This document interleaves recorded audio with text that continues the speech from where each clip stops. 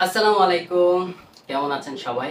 আশা করি যে যেখান থেকে দেখছেন ভালো আছেন, সুস্থ আছেন। আলহামদুলিল্লাহ আপনাদের ভালোবাসা, সবার দোয়ার ভালোবাসা সবকিছু নিয়ে আলহামদুলিল্লাহ ভালো আছি। উপর আল্লাহর অশেষ রহমতে আছি, ফ্যামিলি নিয়ে ভালো আছি। তবে সবসময় তো দেখে আসছেন উম সকালবেলা কি করছে, শারমিন কি করছে, এগুলো দেখতে, দেখতে আপনারা বোর হয়ে গেছেন। অনেক ভালোবাসার মানুষ, অনেক আপু, অনেক ভাইয়া আ আমাকে গতকাল বা পরশুদিন কিছু মেসেজ করেছিলেন, কমেন্ট করেছিলেন যে, "ভাইয়া মানে অন্য কিছু নিয়ে একটু ভিডিও করেন। আ প্রতিদিন এক ভিডিও দেখতে, দেখতে আর ভাল লাগছে না। রান্না-বান্না, শারমিন কোথায় গেল? এই পর্যন্ত কি আছে? তো আপনারা একটু ঘুরে আসেন অন্য কোথাও থেকে।" তো পিছনের কিছু কাহিনী নিয়ে আজকে আপনাদেরকে আপনাদের সাথে একটু আড্ডা দিতে চলে আসলাম। তো সেক্ষেত্রে একটু বলা, আপনারা খুব ভালোবাসা নিয়ে আ খুব সুন্দরভাবে আমাদেরকে কমেন্ট করেছেন যে, "আপু আ ভাইয়া অন্য কোথাও একটু ঘুরে আসেন।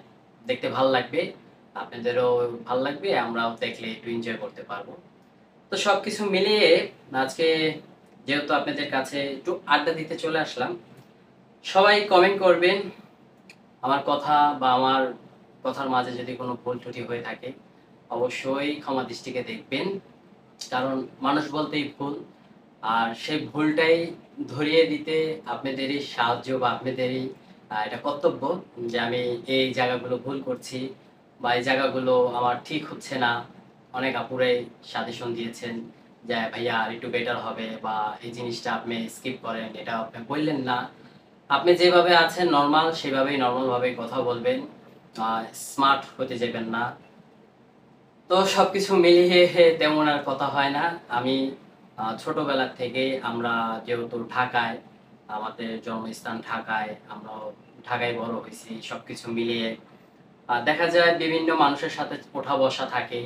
অনেক জেলার মানুষের সাথে যেরকম কুমিল্লা, তারপর ময়মনসিংহ, তারপর চাঁদপুর বা অনেক কিছুই একটা সময় করে।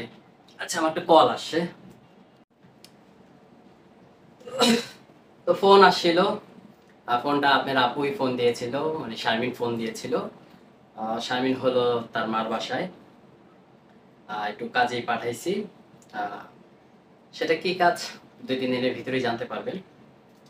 তো যেটা বলতেছিলাম যে আমি ছোটবেলা থেকেই না এই ধরনের ভাষা বা এই ধরনের কথা বলতেই না আমি নরমালি এভাবেই কথা বলি। তো বেশি নিজের থেকে বাড়তিভাবে শুদ্ধ ভাষা বা অন্যরকমভাবে কথা বলতে পছন্দ করি না। মানে আমি নরমাল এভাবে আপনি যদি আমার সাথে দেখা করেন বা আমার সাথে যদি কথা বলেন পার্সোনাল তবে এইভাবেই পাবেন আমাকে। এই পর্যন্ত ভালোবাসা যে কয়টা মানুষই আ আমার Facebook পেজের থেকে যারাই নক করছে বা যারাই কথা বলতে চাচ্ছে, তারা সেম টু সেমই এভাবেই পাইছে। তো যাই হোক বিষয় এটা না। বিষয় আমিও চেষ্টা করতেছি আমার আ আঞ্চলিক ভাষা বা আমি নরমাল যেভাবে সবার সাথে কথা বলি, সেভাবেই জানি আমি আপনাদের মাঝে কথা বলতে পারি। তো এখন বিষয় হইল আমি যেটা আপনাদেরকে বলতে চাইলাম। দেখেন আমার আর শারমিনের সাথে যে ঝামেলাটা আ হয়ে গেছিল, আল্লাহর অশেষ রহমতে এখন অনেক ভালো আছি। কতটুক ভালো আছি আ হয়তোবা আপনারা বলবেন যে, "ক্যামেরাতে তো সবাই ভালো দেখাইতে পারে। কেউ তার খারাপটা দেখায় না।" আ ক্যামেরাতে যা দেখেন আমরা যেহেতু ডেইলি ভ্লগ করি, আ রিয়াল লাইফ এও ওরকমই। ক্যামেরার বাইরেও যেরকম, ক্যামেরার ভিতরেও ওরকমই। তো সেক্ষেত্রে বলব যে আল্লাহর অশেষ রহমতে আল্লাহ পাক ভালো রাখছে। তো শারমিনেরও সেম কথা যে আগের তুলনায় এখন অনেকটাই বেটার। আ আমার সংসার লাইফে বিয়ের পরে ৩ মাস ৪ মাস যাই ছিল। তো যেটাই সমস্যা হয়েছিল সেটার থেকে এখন খুব বেটার আছে, খুব ভালো আছে। ভালো এইজন্য বলব আমি যথেষ্ট পরিমাণ তখনও বলেছিলাম আমার বিয়ের সময় যে এট লিস্ট আমার মা, আমার বাবু বলেছিল যে, "আমাদের কিচ্ছু লাগবে না। আমরা মেয়েকে এক কাপড়ে নিতে চাই। আপনারা যদি রাজি থাকেন তাহলে আমাদেরকে দিয়ে দেন আপনাদের মেয়ে। আমরা আমাদের মেয়ের মতন করে আমরা নিয়ে নিব। তখন আমার আর্থিক অবস্থা প্রচুর খারাপ ছিল। আপনারা সবাই কম বেশ জানতেন। আমি জানাইছি বা পুরাটাই আমি বলছি আপনাদেরকে। তো এখন বর্তমানে বলবো যে ফেব্রুয়ারি, মার্চ, এপ্রিল, মে, আজকে মে মাস, 4 মাস।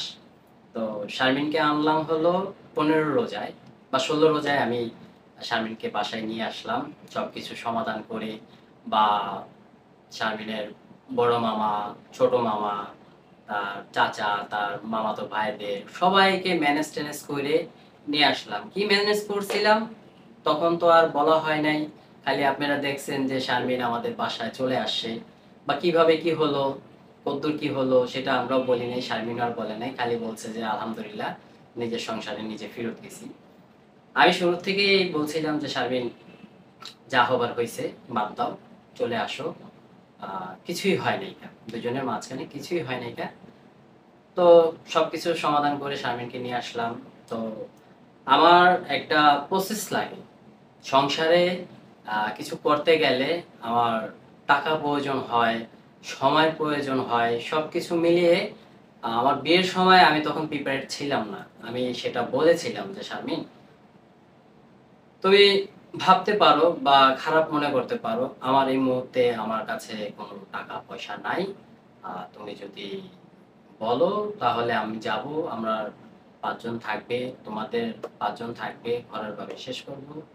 তো শারমিনের হলো একটা চাহিদা, সব মেয়েরই তো একটা থাকে যে আমার প্রথম যে অ্যাক্সিডেন্টটা ছিল শারমিনের, সেটাতে কিছুই করতে পারেনি। দ্বিতীয়টা ঘরোর ভাবে, বা আমরা লাভ স্টোরি ছিল, সেক্ষেত্রে দেখা গেছে যে এটা ঘরোরভাবেই করা হয়েছে। কারণ আমার আব্বু-আম্মুকে তাদের বাসায় পাঠাইছি। তারা কথাবার্তা বলছে, তাদের ফ্যামিলি নিয়ে কথাবার্তা বলছে, আমাদের বাসায় আসে।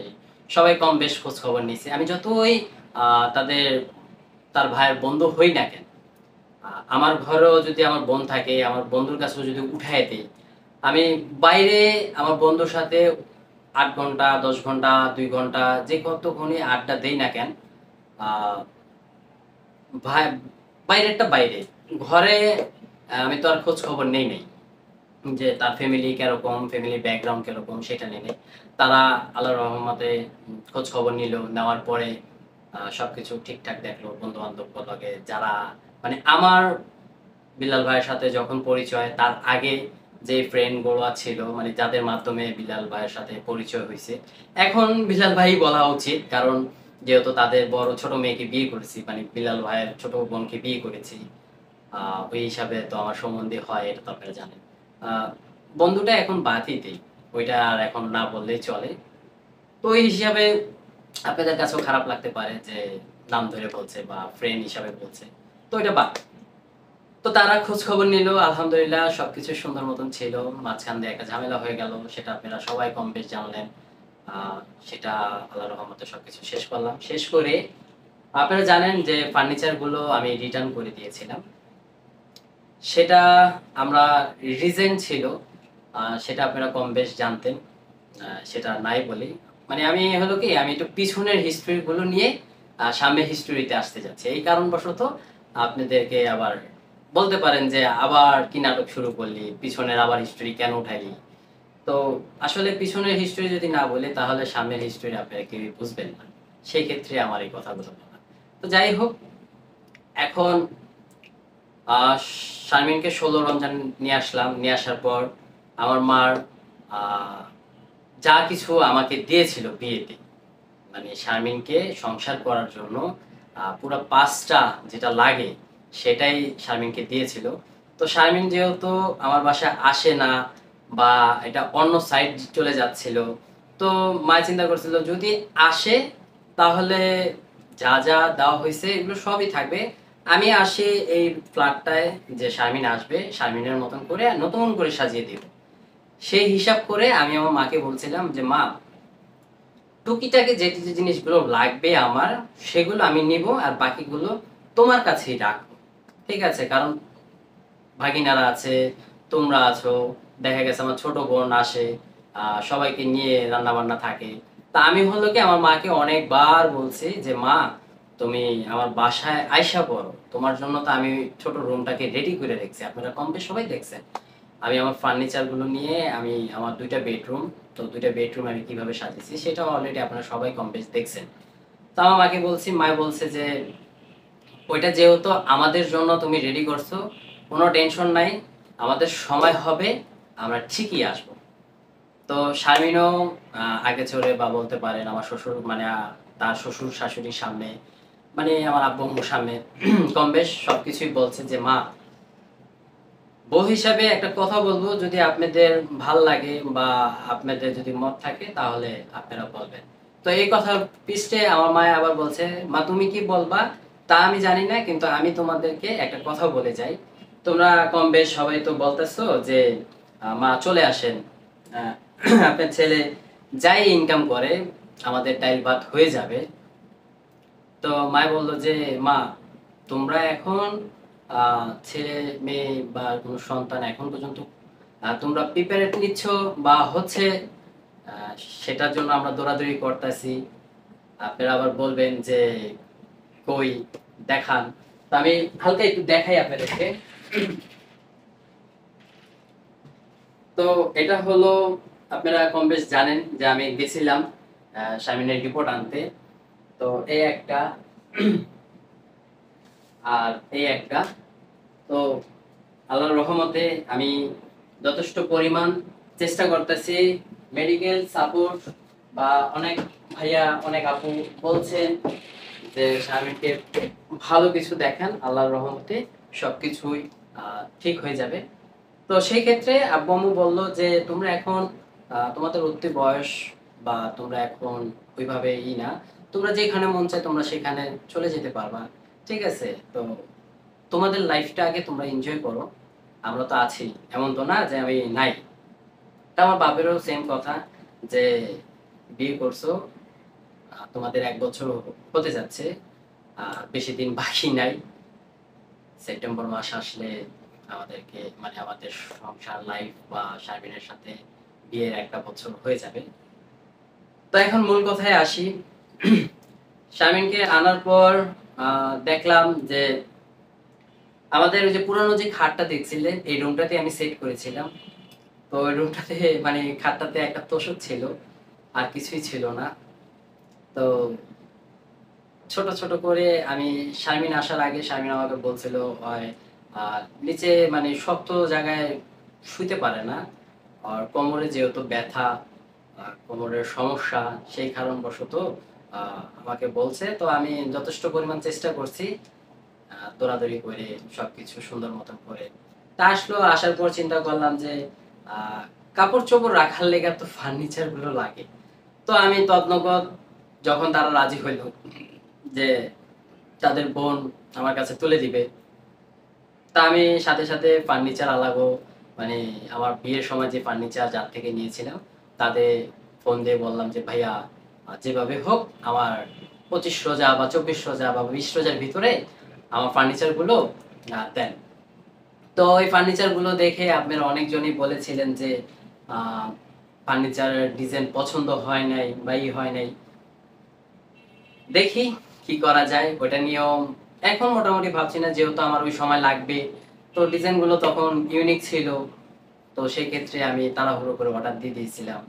আমাকে 5টা না 6টা স্যাম্পল দিছিল, বলছিল যে ভাই মাল রেডি আছে, আপনি বললে খালি কালার করে দিব। আর কিছু করতে হয়েছে, যেরকম এই খাটটা ছিল অনেক বড়, ওই যে আমার আগের যে খাটটা দিয়ে গেছিলেন, তো ওই খাটটার সাইজ ছিল এটা। তো আমি বললাম যে ভাই আমার রুম হইলো অনেক ছোট, তো ওই খাটটা অনেক বিশাল বড় হয়ে যায়, তো আমার এত বড় দরকার নেই, খাটটাকে একটু মডিফাই করে দেন। তো খাটটারে মনে করেন যে খাট ছোট করা হলো, সাইজ বাই সাইজ করলাম। তারপর আহ, এটা আলমারিটাও ছিল মনে করেন 3 পার্টে, সেটা আমি 2 পার্টে নিলাম, কারণ প্রয়োজন হয় না, শারমিনের যত কাপড় চোপড়ে আনুক না কেন এটা এনাফ আলমারিটা। আর থাকে ওয়ার্ড্রপ, ওই ওয়ার্ড্রপটা যেহেতু মায় নাই আব্বু নাই, সেটা আমি ইউজ করি। আমার তো আর অত কাপড় চোপড় নাই, আমি কাপড় চোপড় খুব কম ইউজ করি। দেখা গেছে আপনার 2-4 মাস ইউজ করার পরে ওইটা হয়তো বা যার ভাল লাগে মানে ভাগিনাতে বা গরিব দুঃখী যার আছে তাদেরকে আমি দিয়ে দিই। যে আসলে কাপড় চোপড়েরও হিসাব দিতে হয়। তো সেক্ষেত্রে আমি বেশি দিন ইউজ করি না। আমার যখন প্রয়োজন মনে হয় যে না আমার এখন ২ টা প্যান্ট দরকার, ২ টা শার্ট দরকার। তো সবকিছু মিলিয়ে তখন ফার্নিচার গুলো অর্ডার দিলাম। তো ফার্নিচারের পিছনে আমার ৭০,০০০ টাকা খরচ হয়ে যায়। আর গাড়ি ভাড়া নিয়ে প্রায় ৭৫,০০০ টাকার মতন খরচ হয়ে যায় অলরেডি। তারপর আম্মু আব্বুর শপিং, টুকিটাকি আমার নিজের শপিং। মানে আমি শপিং করার ভিতরে আমি যে ফোনটা দিয়ে আমি ভিডিও করছি, সেই ফোনটাই আমি শপিং হিসাবে কিনেছিলাম। আর ঈদের জামাত পরার জন্য একটা কালো পাঞ্জাবি কিনেছিলাম। সেটা আপনারা বলেছিলেন যে, "ভাইয়া আপনি যেহেতু কালো পাঞ্জাবি কিনছেন, আ শারমিন আপুকেও জানি একটা কালো শাড়িতে যদি আপনি কিনে দেন, তাহলে সবাই মিলে ম্যাচিং করবেন।" তো এটা নিয়ে অনেক আ আপুরা, অনেক ভাইয়েরা কমেন্ট করেছিলেন যে, "খুশির সময় তোরা কি কালো ড্রেস পরলি?" তো ওগুলো আর নাই বলি। আ যার ভালো লাগছে সে ভালোটা বলছে, যার খারাপ লাগছে সে খারাপটা বলছে। তারপর বোনেরা আসলো, সবাইকে নিয়ে আ ঈদের ছুটিতে আ এদিক ওদিক ঘুরলাম। তো বাচ্চাদেরকে নিয়ে একটু ঘুরলাম। দেখেন, বাচ্চাদের কথা হলো আপনারা বলেছিলেন সেটা আমি এখন আর না দৌড়াই। আ সমন্ধির বাচ্চা মানে ওই হিসাব করতে গেলে আমার নিজেরও মানে আমার ওরা তো না, এটা সমন্ধির বাচ্চা। তো আমার সম্বন্ধে ভালো করে আপনারা জানেন যে বিল্লাল ভাই বাচ্চা-কাচ্চা নিয়ে একটু ঘুরতে পছন্দ খুব কম করে। ঠিক আছে? তো এই হিসাবে চিন্তা করলাম যে একটা ঈদের সময় বাচ্চা-কাচ্চা নিয়ে যদি একটু ঘুরতে যাই তাহলে ভাল লাগবে নিজেদের কাছেও। সেই হিসাবে আমরা হলো ওদিকে গেলে বাচ্চা নিয়ে খেলাধুলা বা এদিক সেদিক যাওয়া এই। তারপর শারমিনের হলো এই এসিটা কিনারও একটা কারণ আছে। সেটাও আমি বলেছিলাম যে শারমিনের গরমটা সহ্য হয় না। আর আমরা যেই সাইড ফ্ল্যাটটা ভাড়া নিয়েছি, তো এই সাইডে বাতাস তেমন বললেই নাই। আ ২ পাশে মনে করেন যে আলো। এই পাশেও জানলা, এই পাশেও জানলা। তো দোনো পাশেই হলো জানলা, তারপর হলো আপনার বারান্দার গেট। তো মোটামুটি আমরা যদি সবকিছু খুলি, বাতাস নাই। আমার বড় ভাই আজকে ৩ দিন আগে আসছিল। তো আসার আগে প্রচুর গরম ছিল। তো এখন দেখি শারমিনের অবস্থা খুব খারাপ কইরা দেয়। আপনারা ওই যে মাঝে আমার একটা ভিডিওতে দেখছিলেন যে শারমিনের অবস্থা অনেক খারাপ। তার কোমর ব্যথা, তার শরীর ব্যথা বা আপনারা অনেকটাই বাজেভাবে বলেছিলেন। তা অনেক আপুরাও বলছিলেন, "এইভাবে করেন, ওইভাবে করেন।" তো ওই হিসাব করে আ মানে শারমিনের টুকিটাকি এই সমস্যাটা তখন থেকে শুরু হইছে। এসি আনার আগ থেকে। যে শারমিনের গরম সহ্য হয় না। তো আমি আমি না হইলেও আপনার আপুদের কমেন্ট কইরেন, আপনার আপুকে কমেন্ট কইরেন যে আমার কথা সত্যি কিনা। আ শারমিন আমাকে বলছিল বিয়ের আগে যে, "আমার গরম সহ্য হয় না।" যখন শারমিন রুমে ঘুমাইতো রাত্রে, তো ফ্রিজ থেকে বাওয়া ঠান্ডা পানি ফ্লোরে ঢাইলা পরে ওই ফ্লোরের তাপটা যে চলে গেত, তো ঠান্ডা বাতাসটা আসতো। তখন এগুলো করত। তো ওই হিসাবে ভাবলাম যেহেতু এত গরম পড়ছে, শারমিনেরও অবস্থা খারাপ হয়ে যায়। আচ্ছা গতকালকেই তো, গতকালকেই শারমিন বলতাছে, পরশুদিনকা বলতাছে যে, "আমাকে রান্না-বান্না করতে বলবা না আজকে।" তাই আমি বললাম যে, "আচ্ছা ঠিক আছে।" যেহেতু গরম আ রান্নাঘরে গেতে ভাল লাগতেছে না ওর কাছে। তো আমি ভাবলাম যে ঠিক আছে, ওটা কোনো বিষয় না। মোটামুটি রান্না-বান্না ছিল। এমন তো না যে ছিল না। একবেলা না রানলে কি হয়? তো রাত্রে আবার রান্না-বান্না করলো, আব্বু আসছিল, মিষ্টি আলু খাইলাম, আমরা সবাই মিলে আড্ডা-ওড্ডা দিলাম। দেওয়ার পরে আব্বু বলতেছে যে, "একটু কোথাও থেকে ঘুরে আসো।" পরে আমি বললাম, "দেখো আব্বু, আ ঘরের ফার্নিচার বা ঘর গুছানোর জন্য বা ঘরে একটা এসি লাগাইছি। আচ্ছা এসিটা লাগাইছি সেটা আমি কইলাম তদনগর দেখাই দিছিলাম যে এসি কিনার সময় শোরুমে থেকে লোক নিয়ে আসছিলাম, তাদেরকে দিছি। আমি এসিটা হইলো কি কিস্তিতে কিনেছি। আ আমার সবকিছু মিলিয়ে ৯৫ পড়ছে। মানে ইলেকট্রিক তার-মার বকর-চকর এটা ফিটিং করা থেকে নিয়ে মানে ৯৫ পড়ছে এসিটার প্রাইস কিস্তিতে। তো কিস্তিটার মানে দেওয়ার সিস্টেম হলো ১০ মাস। তা আমারে ওই হিসাবে ১২ মাসে দিছে। যে ১২ মাসে কিস্তি আপনি শোধ করতে পারবেন। তো ভাবলাম যেহেতু রেগুলার কাস্টমার একটা দুইটা লাগে, ফ্রিজ, টিভি, তারপর বকর চকর ওয়াশিং মেশিন টশিং, এগুলো সবই আমি মোটামুটি কিস্তিতেই কিনেছি। সেই ক্ষেত্রে ভালো একটা ম্যানেজারের সাথে গুড রিলেশন হয়েছে, ভালো একটা বন্ডিং। কিছু লাগলে অবশ্যই দেখা গেছে যে অল্প প্রাইসে যদি তখন যদি ছাড়ে, যে এগুলো একটা সময় থাকে, ওই সময় একটা লেস দেয় যে ভাইয়া ডিসকাউন্ট চলতেছে, আমাদের এই জায়গায় এই অফারটা চলতেছে, আপনি যদি কোনো কিছু নেন তাহলে নিতে পারেন। তো আমি এটা 3% না 4% অ্যাড করে আমাকে এটা দিল। তো মাসে 5,000 টাকা। তো ভাবলাম যেহেতু 5,000 টাকা যদি মাসে আসে, গায়ে লাগবে না, তো নিয়ে নিলাম। তা আমারও ইচ্ছা ছিল যে আব্বু আম্মুকে নিয়ে আসবো, তো নিয়ে আসলে তখন আহ, ওই রুমটা তো আমি এসি করে দিব। তো যেহেতু আব্বু আম্মু আসবে না, সবাই বলেছিলেন আপনি এই এসির বাতাস খাওয়ার আগে আপনার আব্বু আম্মুকে একটা এসি কিনে দেন। দেখেন ভাইয়া বা আপু, আমার মায়ের যে বাসাটায় থাকে, সেই বাসাটা হলো, আপনারা কম বেশ সবাই জানেন, ওই বাসায় তো আর এসিটা লাগানো যায় না। তো সেক্ষেত্রে আমিও আমার আব্বু আম্মুকে বললাম যে আব্বু আম্মু, তোমার এদিকে একটা নিয়ে দিব কিনা। ডাউন পেমেন্ট তো সেম সিস্টেমই থাকতো, মাসে 10,000 টাকা কিস্তি দিয়ে যেত। তো মা বললো যে কিচ্ছু করা লাগবে না, আমরা যখন আসবো তখন এটা তখন। তো শারমিনও বললো যে আব্বু আম্মু যেহেতু না করলো, তাহলে তার কিছু করার নেই। এটা আপনারা বলতে পারেন বা আমি বানিয়ে বলতে পারি, আসলে এটাই সত্য, এটাই সত্য, এটাই বাস্তব। তো যেটা বলতে চাই যে এত কিছু করার পরে আমার হাত পুরো ফাঁকা, আমার হাতে আর কিছুই নাই। আপনারা রেগুলারলি একই ভিডিও দেখতেছেন, ঘরের ভিতরে শারমিন রান্না বান্না করতেছে, আমি শারমিনকে নিয়ে ইচ্ছা হয় কোথাও ঘুরতে যাওয়া, একটু রেস্টুরেন্টে খাওয়ানো বা ই করা। তো সবকিছু মিলিয়ে না আমার আর হয়ে উঠতেছে না। আহ, যেটা আমি ভিডিওর বাইরে যেটা করি, তো সেটা দিয়ে আমার সংসার টুকিটাকি চলতেছে। আপনারা বলবেন যে ইউটিউবে ভিউ হলে টাকা অনেক আয়ের আয়ের মানে আনা যায়। আসলে আপনারা সবাই কম বেশ জানেন, সেটা আমিও বলবো না, এটা নতুন কিছুই না, সবাই কম বেশ এখন জানে যে ইউটিউবে থেকে মোটামুটি ইনকাম করা যায়। তো আহামরি অত ইনকাম হয় না, আমার ক্ষেত্রে হয় না। আপনারা অনেকেই অনেক কথাই বলতে পারবেন, বা অনেকে অনেকজনে অনেক কথাই বলছে যে এখন ভিউ হয় না, এখন তবু ভিডিও কেউ খায় না, তোরা নতুন নতুন নাটক করস। আসলে আমাদের ডেইলি লাইফে যা যা ঘটে সেটাই আমি তুলে ধরা বা শারমিন তুলে ধরার চেষ্টা করে। আমি তো আজকে 1 বছর 13 তারিখ, তো 1 বছর 13 দিন হয়ে গেছে আমার, মানে আমি ইউটিউবের জগতে আসছি।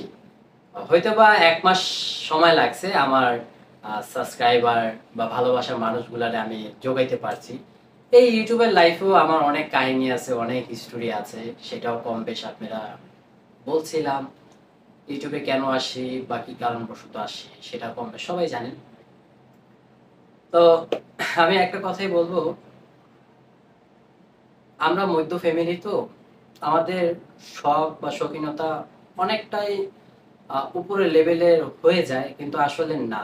আমরা যা আছি, যদি একটা বার আপনারা এসে দেখে যান, তাহলে আপনারা বুঝতে পারবেন যে আমি বা আমার ফ্যামিলি, শারমিনদের কথা বাদ দিলাম, শারমিন কেরকম, যারা কম বেশ তাদের বাসায় গেছেন তারাই বলতে পারবেন। আমার বাসায় তো কেউ আসেন নাই, তেমন করে আপনারা বলতে পারবেন না। আর যারাই এসে গেছে মোটামুটি তারাই বলতে পারবে আমার বাপ, আমার মা বা আমাদের আচার ব্যবহার এটা কিরকম, বা আমরা মানুষের জন্য কতটুকু করতে পারি, সেটা যারা আসছে বা যারা দেখছে তারাই বলতে পারবে। তো এখন ওইভাবে আর কিছু বলার নাই, তারপরেও আপনারা মানে বাজেভাবে যদি কমেন্ট গুলো করেন না, তখন একটা ভিডিও বানান বা আপনাদের সাথে একটু দেখা করা বা আপনাদেরকে আমাদের লাইফটাকে দেখানো বা ভিডিও করার ক্ষেত্রে আমাদের আর মানে ওইভাবে থাকে না। কারণ আপনারা মানে কিছু কিছু লোক আছে এমন ভাবে কমেন্ট গুলো করে, মানে কিছু বলার মতন থাকে না, যে আমরা কি ভুল কিছু করতেছি বা ভুল কিছু দেখাচ্ছি। যেটাতে তারা এইভাবে কমেন্টগুলো করে। আসলে আপনারা যাই বলেন, ওইভাবে আমাদের ইউটিউব থেকে ইনকাম হয় না। ঠিক আছে? আপনারা যদি একবার আসেন, আপনাদেরকে আমরা ডাইরেক্টলি দেখাইতে পারি যে দেখেন আমরা মাসে কয় টাকা পাই। আ হ্যাঁ, আমার মোটামুটি আসলে দেখা গেছে আমার ঘর ভাড়া, বাজার সদাই দিয়ে আমার হয়ে যায়। মানে পুরো টানাটানি। ওই কিছু সংখ্যক টাকা বাঁচিয়ে দেখা গেছে শারমিনের একটু শখ আহ্লাদ পূরণ করতে চাই। শারমিনের এটা নাই। তখন আমি বলি যে, "শারমিন, তুমি তো এখন বর্তমানে জানোই যে সবকিছু কিনা-টিনা আমার নিজের আ বলে বা ইসে আমি একটা কাজ করি, সেটার থেকে আমি তো ভাবলাম যেহেতু ভিডিও করি, আ এগুলা প্রয়োজন হইতে পারে বা এগুলো বাদই দেন, ভিডিওর বাদই দেন। আ সংসার ক্ষেত্রে আ এগুলো লাগেই, টুকটাক জিনিসগুলা লাগে। তাহামরি আমার কাছে তেমন কিছুই নাই। আপনারা অনেকেই অনেক ধরনের কমেন্ট করছেন, অনেক কিছুই জানতে চাইছেন। তো এখন চিন্তা করলাম যে সামনে হইলো কুরবানির ঈদ। তো আমি হলো কুরবানির জন্য প্রতি মাসে বা প্রতি সপ্তাহে ৫০০, ৬০০ বা ১,০০০ এরকম করে আমি একটু আলাদা করে একটু জমাই যে প্রতিবার আমি হলো ভাগে কুরবানি দেই। ২০,০০০, ৩০,০০০, ৪০,০০০ মানে ভাগে যেগুলো যতটুক পড়ে অতটুক করেই আমি দেই। ঢাকা শহরে আ কয়জন একান্তভাবে দিতে পারে মধ্য ফ্যামিলি যারা দিন এনে দিন খায়। আমাদেরও সেইম অবস্থা। আমরা বলব না যে আহামরি আমরা অত বড়লোক বা এই সেই। না, আমার আব্বু আল্লাহর অশেষ রহমতে যতটুক ইনকাম করে আমার মা-বাপ কোনদিন কষ্ট দেয় নাই খাওয়ানোর ক্ষেত্রে। আল্লাহর রহমতে বলতে পারব না যে আমরা চালের জন্য বা মাছের জন্য একবেলা না খেয়ে ছিলাম। সেটা আমরা বলব না। আমার আব্বু আমার ৪ ভাই-বোন মানে ২ ভাই ২ বোন। আমার একটা বোন ছোটকালেই মারা গেছে। তো আমার ফুফুরা ছিল। মানে আমার ফুফু, আমার আব্বুর ছোট বোন, তাদের সন্তান বা তারা সবাই মিলে আমার আব্বু সবাইকে দেখছে, সবাইকে দেখে রাখছে। তো ওই হিসাবে আমার আব্বু-আম্মু আ সঞ্চয় করে রাখতে পারে নাই যে ছেলে সন্তানের জন্য বড় হবে, তাদের একটা ভবিষ্যৎ করে দেই। সেভাবে পারে নাইকা। তো আমরা যেহেতু ২ ভাই বিয়ে-শাদী করছি, ২ ভাই ২ দিকে আছি। তো আল্লাহর রহমতে খাইয়া-দেয়ে আমরা সবাই ভালো আছি। তো আমার আব্বু-আম্মু অনেক কষ্ট করছে তাদের লাইফে। এখন তাদের সুখ ছাড়া আমি কিছুই দেখি না। তারপর আমি বলেছিলাম যে আমি আমার বাপ-মাকে উমরা করাবো। তো একটা ধাপ গেলে আরেকটা ধাপ চলে আসে। যেরকম শারমিনকে আনলাম, ঘরটা সেটেল করতে যাইয়া আ ওদিকে টাকা গেল। তারপর কুরবানি চলে আসলো। সেটার জন্য সবকিছু এড করতে হইতাছে। যেরকম আমি কুরবানি কখনোই হাওলাত করে কুরবানি দেই নাই। এলা ভাগে হোক বা একান্ত হোক। কখনোই এটা আমার পছন্দ না যে আমি ৳১০,০০০ আমি হাওলাত করব বা ঋণ করব। এটা সেটা করে আমি কখনোই এই ভিতরে নাই। এটা আমার হয় না। দরকার পড়লে কুরবানি দেব না। দরকার পড়লে আমি কুরবানি দেব না। আল্লাহর রহমতে যখন আল্লাহ তৌফিক দিবে বা আল্লাহ কবুল করবে যে অ্যা রাজ বা আমি এই বান্দা কুরবানি দেওয়ার তৌফিক হইছে বা কুরবানির জন্য টাকা জমাইছি দিবে তবেই দিতে পারবো। তো কিছু মানুষ আছে যে কুরবানি হয়ে যায়, টাকা-পয়সা সবকিছুই জমায়। আ কুরবানি হাটে যখন যায় তখন একটা জিনিস চিন্তা করবেন বা দেখবেন, হয় না। কোরবানির গরু কিনতেও পারে না। কেন কিনতে পারে না? তার কবুল হয় নাই। সে হাট থেকে ফিরে আসে। সর্বশেষ তার যতটুকু ক্যাপাবিলিটি হয় অতটুক দিয়ে বা ছাগল বা খাসি এগুলো কিনে এনে দিয়ে দেয়। বা কেউ যদি কিনতে যায় যে তার হয়ে গেছে, তো ফোন দিয়ে বলে, "ভাই তোর হইছে?" "হ্যাঁ, আমার হয়ে গেছে গা। আচ্ছা একটু বড় সাইজের নে, আমি ৳৫০,০০০ দিচ্ছি বা আমি ৳৮০,০০০ দিচ্ছি। তুই একটু বড় সাইজের ১-২ টা মিলা।" তো ওইভাবে হইলেও মানে নিয়ে নেয়। আবার কেউ আছে ফেরত আইসা পরে তার আর হয় না। তো সবকিছু মিলে আমার পুরা মনে করেন যে ব্যাংক ব্যালেন্স যা ছিল সব শেষ। এখন কিছু সংখ্যক আপু বা ভাইয়া বলছিলেন যে কোথা থেকে ঘুরে আসেন। সেটা যাবো হয়তোবা এখন বা কুরবানির ঈদের পর আত্মীয়স্বজন আসবে, বোনেরা আসবে। বোন-জামাই যেহেতু তারা আলাদা থাকে বা কুরবানি-টুরবানি দেয়, তারা আসলেও আসতে পারে, নাও আসলেও তো কিছু করার নাই।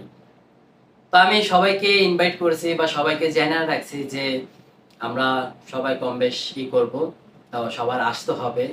তো এটা নিয়ে একটু গোছগাছ করলাম, মানে আনুমানিক আমার শ্বশুরবাড়ির লোকজন থাকবে, বন্ধু বান্ধব থাকবে, আমার বোনেরা থাকবে, ভাগিনারা থাকবে, সবাইকে নিয়ে আনন্দ উৎসবগুলো করব বা কুরবানির ঈদটা খুব সুন্দর করে আমরা জানি কাটাতে পারি, সেটার জন্য আমি আপনাদের কাছ থেকে দোয়া চাচ্ছি।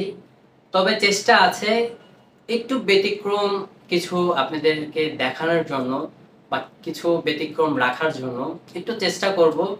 তবে এখন বর্তমানে আমার হাত পুরা অবস্থা খালি, সেটা আসলে মুখে শরম রেখে সেটা বলতে চাই নাই।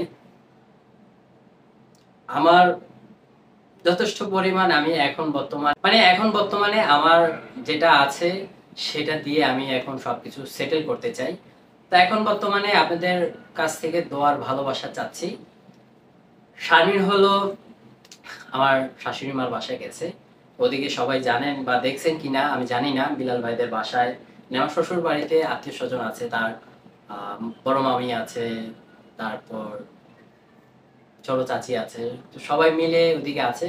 তো শারমিনেরও মন চায় যে সবাইকে নিয়ে একটু আনন্দ ফুর্তি করতে, বাসায় বোর হয়ে যাচ্ছে।